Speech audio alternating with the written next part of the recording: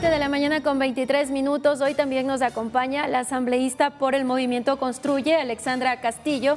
Ella es integrante del Consejo Administrativo Legislativo CAL y dialogaremos sobre la ley de urgencia económica en materia energética y acerca también del juicio al ex vicepresidente Jorge Glass. Muchas gracias por acompañarnos, asambleísta, en este diálogo informativo. Bienvenida. Gracias, mi gentil, por el espacio. Muy buenos días. Bueno, el CAL ya remitió en efecto el proyecto de ley de competitividad energética a la Comisión de Desarrollo Económico. ¿Cuáles son los alcances de esta nueva propuesta del presidente Daniel Noboa, asambleísta? Bueno, en efecto, nosotros sesionamos el día viernes y se hizo llegar la propuesta emergente con relación al tema energético. Esto fue pasado a la Comisión de Desarrollo Económico. Dentro de la Comisión de Desarrollo Económico, ellos están haciendo los diferentes análisis. Igual forma, las diferentes bancadas están haciendo sus análisis y ellos procederán a dar su objeción o su aprobación. En este punto, más bien que objeciones, sus observaciones con respecto a la ley y el primer debate que se vaya a dar.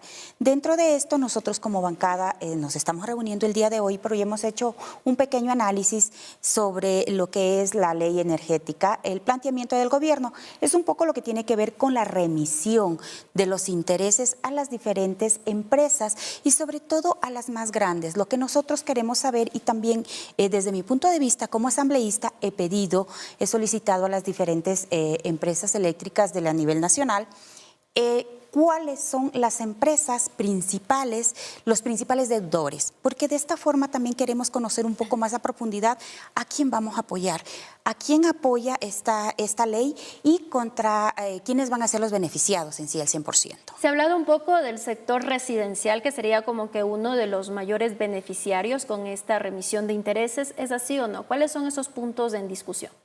Dentro del sector residencial tendríamos que ver, o sea, cuál es la deuda, si esto, porque recuérdese que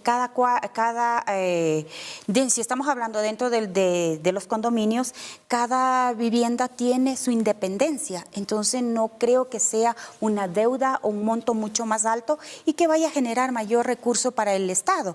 Tendríamos que ver más bien en las empresas y también los proyectos. Sé que en este momento se necesita mucho recurso para poder apoyar al Estado y sobre todo para hacer los planes de mitigación y no tener los problemas que estamos teniendo en este momento, los problemas de apagones, los problemas de que se disminuye el comercio, porque si no tenemos energía, a ver, la pobre señora de la tienda en este momento está siendo afectada, el empresario, el microemprendedor que en este punto empieza a despuntar y sobre todo en esta época navideña, en esta época que todas las familias quieren un recurso adicional.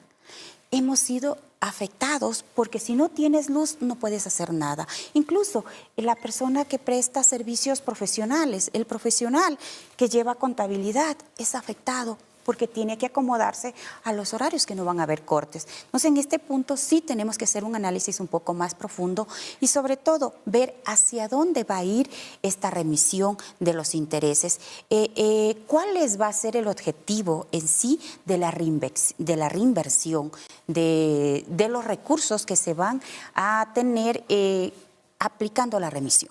Por ejemplo, se ha dicho el mejoramiento de la infraestructura, que es lo principal que hace falta en el país.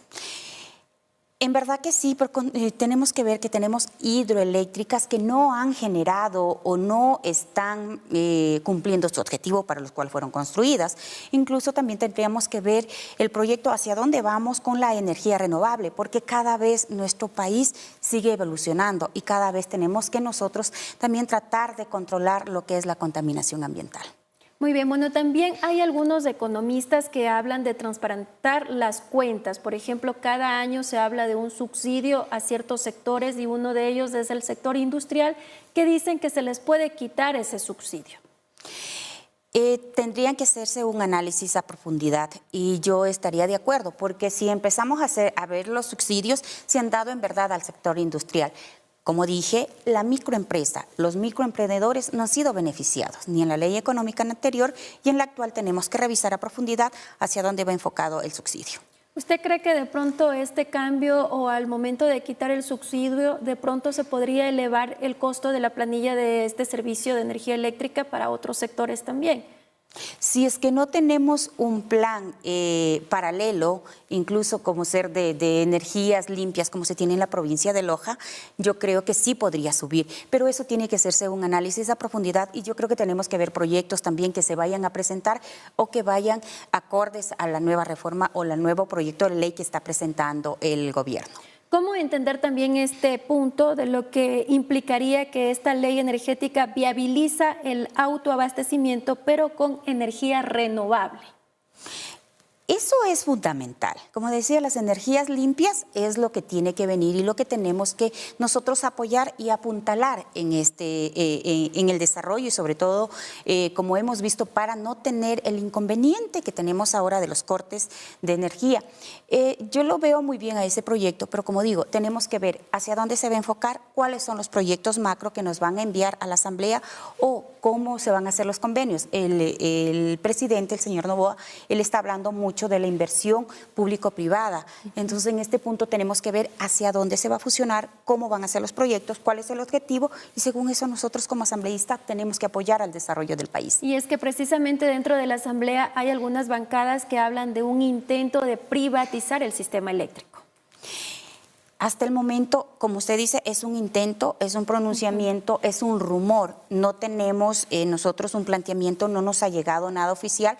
Esperemos que nos llegue y según eso nosotros haremos un análisis. En el caso de que así sea, de que eso se esté planteando, tenemos que hacer un análisis. No puedo tener un pronunciamiento anticipado porque incluso como bancada tenemos que ver los beneficios.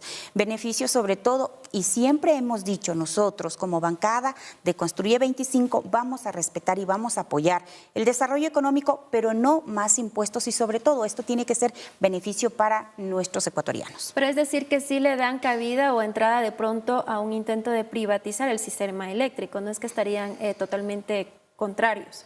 Tendríamos que hacer un análisis. Digo, en este momento no es apropiado, podría dar un criterio personal, más no general de la bancada y en este punto se debe de conversar en general. Asambleísta, ¿qué otros puntos podemos destacar de esta ley de competitividad energética?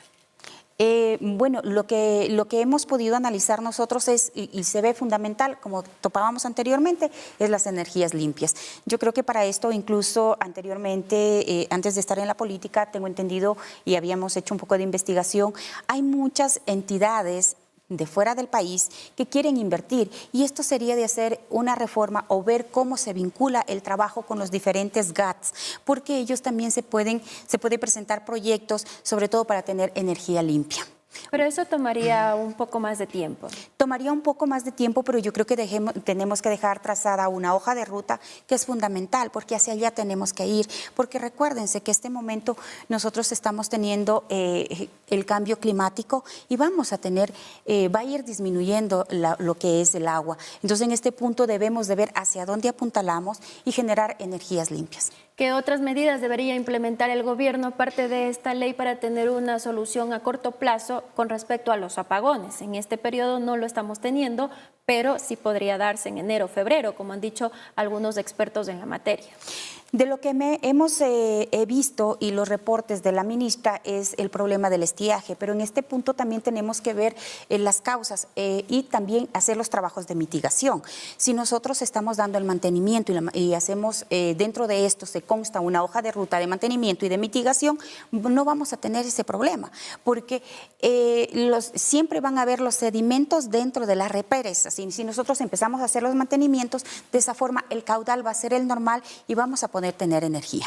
¿Qué ha pasado en la Asamblea con el tema de fiscalización en cuanto a esta crisis energética que está atravesando el país? Se están haciendo los pedidos, las diferentes bancadas y los asambleístas están haciendo los pedidos de información y se están haciendo los diferentes seguimientos para poder ver la negligencia en donde estuvo la problemática en el ministro anterior y en el gobierno anterior. ¿Está suspendido por el momento el juicio al exministro de Energía?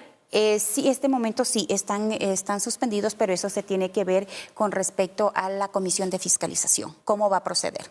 Perfecto. Bueno, en otro tema también que estuvo ahí en la Asamblea Nacional dando vueltas, que es el juicio al ex vicepresidente Jorge Glass. ¿Qué pasó con ese tema finalmente?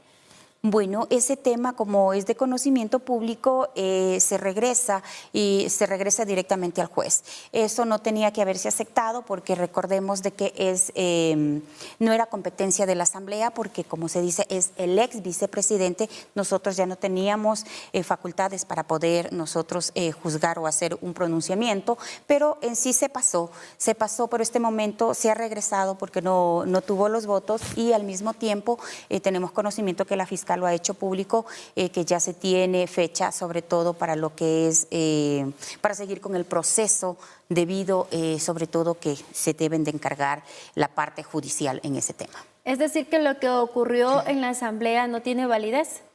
En este ¿Fue momento, innecesario o qué pasó? ¿Cómo quedó eso? No tiene validez porque no hubo ningún pronunciamiento, no hubo la votación y como decíamos y como nosotros como bancada de Construye, desde el inicio nuestra propuesta fue plantear el cambio del orden del día, no se dio paso y por ende era regresar el proceso porque no teníamos competencia para seguir adelante con el proceso.